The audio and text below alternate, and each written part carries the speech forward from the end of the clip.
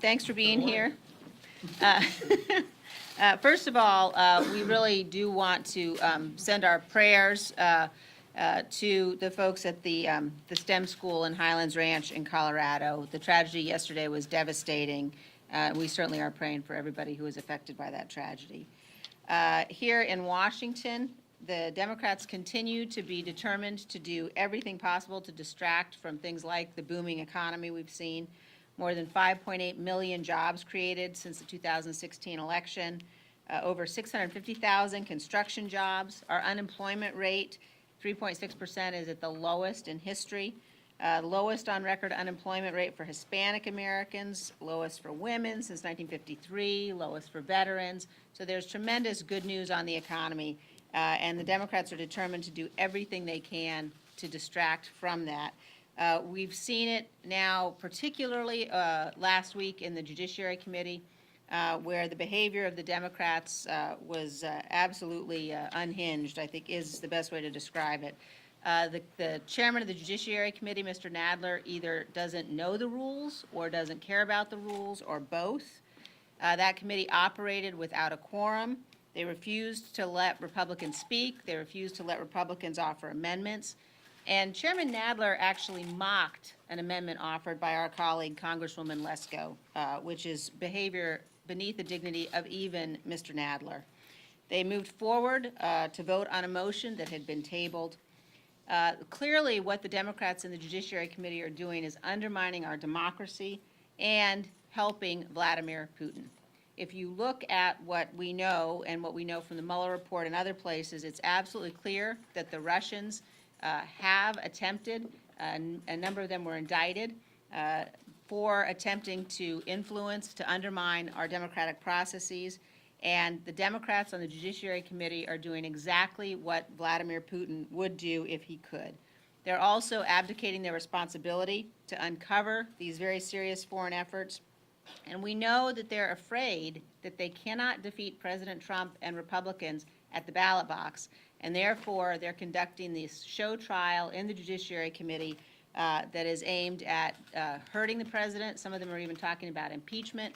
And it is certainly time for those sorts of behaviors to stop. It's fundamentally undemocratic. We'll be dealing with it through the parliamentarians.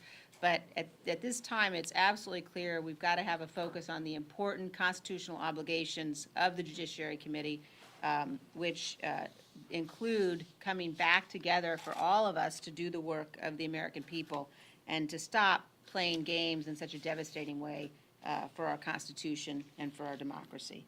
And with that, I'd like to turn things over to our whip, Mr. Scalise. Thank you, Liz. Last week we celebrated more great economic news.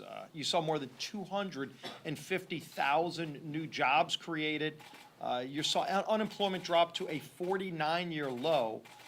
More people getting into the workforce, more people having an opportunity to achieve the American dream, the lowest unemployment in the history of our country for Hispanic Americans, record lows for African Americans.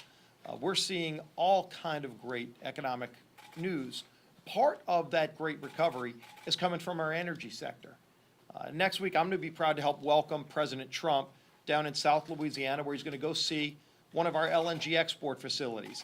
This is a multi-billion-dollar private investment that allows American energy, the innovations that we've achieved through so many new technological advances, from hydraulic fracturing to deep water drilling, where we're able to actually now export natural gas to our friends and allies around the world. This is incredibly helpful as we counter Putin's influence over other countries. A lot of our allies in Eastern Europe or even in Japan don't want to have to get their energy from countries that don't like us and don't like them. And you see countries like Russia using energy as a tool, political tool, to exert pressure in other parts of their economy and their other parts of their political influence. And we're able to take that power away from Vladimir Putin when we can sell energy to our friends, so now they don't have to get it from adversaries like Russia.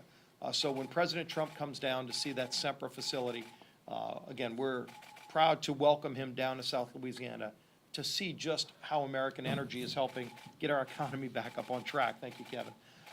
But It also is a great example of the contrast between us and them when you look at what the Democrats up here, the socialist agenda of Nancy Pelosi is on things like the Green New Deal, where the Green New Deal would literally eviscerate fossil fuel development in America, getting rid of planes, getting rid of some of the other things they talk about, but we'd be getting rid of those jobs. We'd be getting rid of the things that are helping us help our allies all around the world.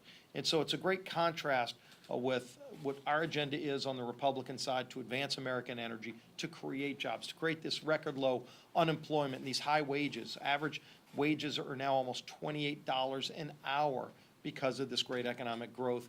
And then the Pelosi agenda is things like the Green New Deal, AOC's radical idea to eliminate fossil fuel development in America, getting rid of those jobs and all of the things that come with it. So we're going to be continuing to contrast that. It's no wonder why you see this kangaroo court being carried out by Chairman Nadler, the things that he's doing to continue to harass President Trump, President Trump's family, President Trump's cabinet members. Why don't they focus on the business of the American people? Why don't they focus on things like in the Judiciary Committee, solving the border crisis? We have a crisis at the border. The president just sent a supplemental request to Congress so that we could have more money for detention beds and the things that we need where our border is being overwhelmed, or in some cases, over 4,000 people a day crossing illegally into our country. And the Democrats' heads in the sand. The Committee of Jurisdiction, under Chairman Nadler's mishandling of that committee, has led to a kangaroo court where he just wants to focus on harassing the president and his family instead of focusing on the problems that our country is facing, including this crisis at the border, where we don't have a secure border, and we need to address those kind of problems instead of what we're seeing out of Chairman Nadler and Speaker Pelosi's other liberal lieutenants. With that, yield to our leader, Kevin McCarthy. Thank you. Thank you, sir. Good morning. I want to associate myself with what Liz Cheney, our thoughts and prayers for those in Colorado. Today, as we speak right now, in Judiciary Committee, Chairman Nadler is carrying out his personal beliefs. He has disagreed with this president long before he ever ran for president. He decided on the night of the election that he wanted to impeach this president. What's telling to me and to the American public, in the history of Congress, in the history of the Judiciary Committee, like every other committee that we have, at the beginning of every Congress, we adopt our rules for that committee. Never have we ever had a staffer interview a cabinet individual in that committee. After the Attorney General Barr agrees to come to the committee to answer all the questions from those who are elected, Republican or Democrat, just as he did inside the Senate, Chairman Nadler decided to change the rules of the committee, to change history. Attorney General Barr was correct not to come. If you watch Nadler's handling of his own committee, I've never had so many questions from both sides of the aisle on the most basic motion of his inability to understand the rules. But now Nadler is doing something much different. He has asked the Attorney General to break the law, and if he will not break the law, he will hold him in contempt. Let's just look at the facts. Attorney General Barr was given a responsibility with the Mueller report. He quickly on the weekend gave a synopsis out so the American public could know have an idea. He quickly then, what I believe is a full transparency, released it to the entire public. If you look at it in 2 volumes, was there collusion and was there obstruction? Volume 1, 90% of everything is out there, not just to members of Congress, but to the entire public. The obstruction area that they researched, 98%. Chairman Nadler has the right to go down and read those 6 lines that he can't see now. I do as well. I've read it. He has not. But he wants to hold the Attorney General in contempt. At the same time he's doing that today, what does the New York Times, What does the New York Times editorial say? They say there's a crisis at the border. But his committee will not talk about it. Everybody in America realizes the crisis at the border, except the Democrats in Congress. I cannot point to one solution to a problem this Democrat majority has solved. I've known a lot that they have created.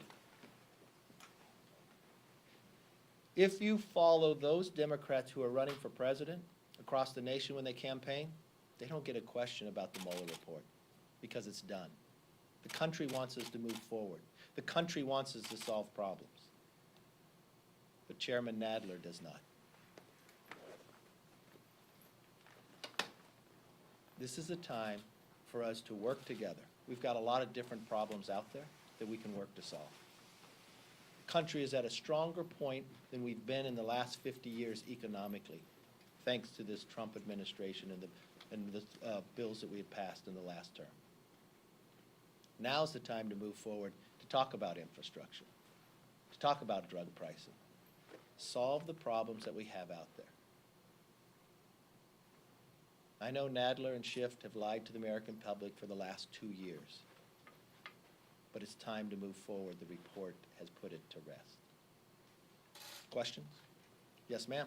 This is a question for Congresswoman Cheney. Are you considering running for Senate given Senator Mike Penz's retirement news, and what would stop you from doing so?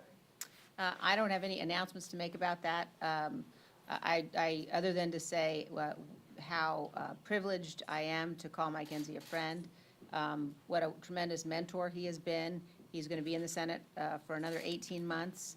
I look forward to continuing doing work on behalf of people of Wyoming with John and Mike, with our whole delegation, and working here with our leader, Kevin McCarthy, and our whip, Steve Scalise, on the issues we've been talking about that matter so much to the American people. And in particular, we really are at the opening phases of a huge ideological battle in this nation. And it's one that Nancy Pelosi and the Democrats in the House have clearly come down on the side of socialism. And it is a very dangerous set of positions and set of policies they're putting forward.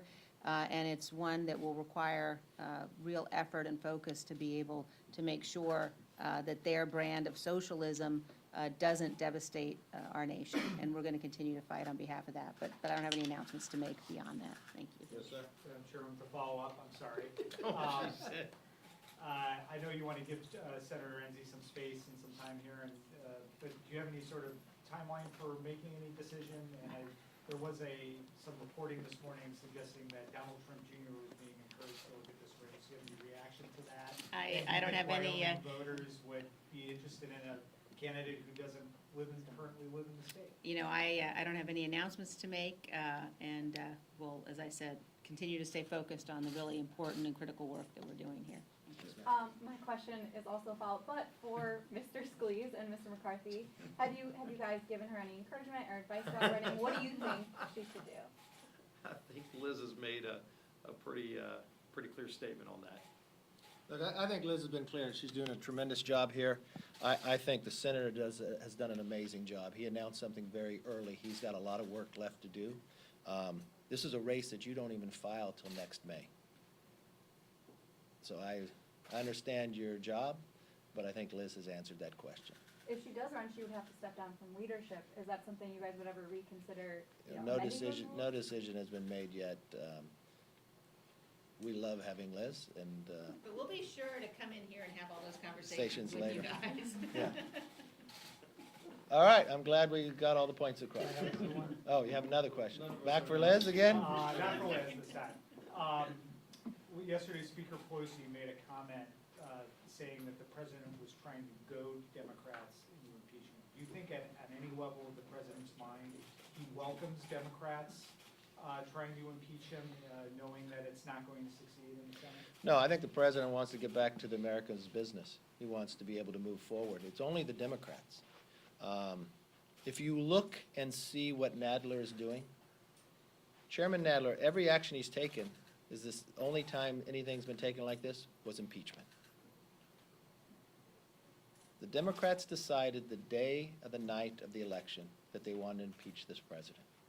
They had lied to the American public for the last 2 years. The report comes back, no collusion and no obstruction. But what do? They ask the Attorney General to break the law, and if the Attorney General will not break the law, they're going to hold him in contempt.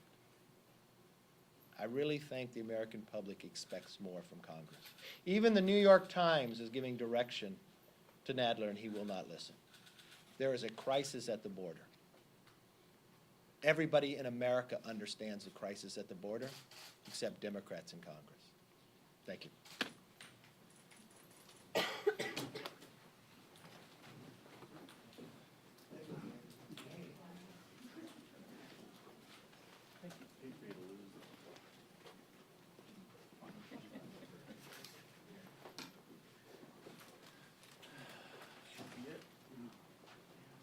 Baby, we're in here.